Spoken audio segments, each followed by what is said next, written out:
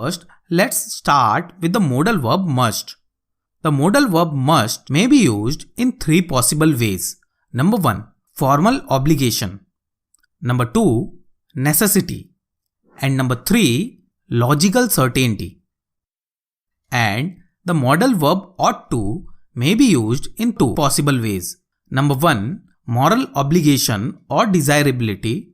And number 2, probability. Let's start the learning by the application of modal verb must. The first use of must, formal obligation. In case where we want the concerned person should be formally or legally obliged to do his duty, we use must. For example, the tenant must pay the agreed amount on the first day of every month. Here, we want the concerned person formally and legally obliged, so we have used the modal verb must. Let's look into one more example. The accused must appear in court this Wednesday. Here also, we want the concerned person formally and legally obliged, so we have used the verb must.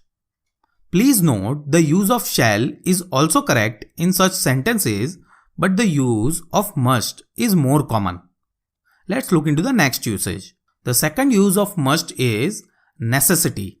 In the case where something is necessary, we use the modal verb must. For example, you must improve your handwriting. Here, it is a necessary thing, so we have used must. Let's look into one more example. We must drink at least 3 liters water every day. Here, it is also a necessary thing for us, so we have used must. Let's look into the next usage, which is the third use of must, logical certainty. Must is used for expressing an opinion about something that is logically very likely or certain. For example, living in such crowded conditions must be difficult. As living in crowded condition is difficult, so we have used must here. We must teach them a lesson. Here also, must is used for expressing a logically certain opinion. So these are the three possible ways to use the modal verb must. Let's now look into the usages of ought to. Ought to is a semi-modal verb because in some ways it is like a modal verb and in some other ways it is like a main verb. Let me make you understand this statement. Unlike modal verbs, it is followed by to. But like modal verbs, it does not change form for a person. For example, I ought to call my parents and he ought to call his parents. Notice the modal verb ought is followed by to and there is no change in the form of the word ought to, whether it is with I or he. Please remember this. Now let's look into the usages of ought to. Number 1. Moral obligation or desirability. In situations where we are not formally obliged but morally obliged or duty bound, we use ought to. For example, we ought to respect our elders. It is not a formal obligation but our moral obligation or duty that we must respect our elders. So we have used ought to here. We ought to love our neighbors. It is not a formal obligation but our moral obligation or duty to love our neighbors. So we have used ought to here. Let's look into the next usage of ought to. Number 2. Probability. When something is probable or likely to happen, we use ought to. For example, prices of oil ought to come down soon. There is a probability of oil prices to come down, so we have used ought to. This book ought to be very useful. There is a probability of the book being useful, so we have used ought to here.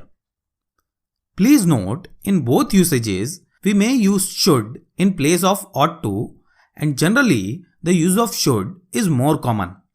But ought to is more formal than should. So, based on the degree of formality, we choose this modal verb. So these are the two possible ways in which we can use the modal verb ought to. And these are the three possible ways in which we can use the modal verb must. Now, I am providing you an exercise to practice. Here, you need to choose the correct modal verb between must and ought to. For helping you give the correct answers, I am giving you the hint as well. The sentences are: he must or ought to pay the fine for a traffic rule violation. Hint, it's a formal obligation. I must or ought to improve my grammar skills to score well in English. Hint, it's a necessity. We must or ought to help the poor. Hint, it's a moral obligation. Please message me the correct answers in the comment section. I will be waiting for your reply.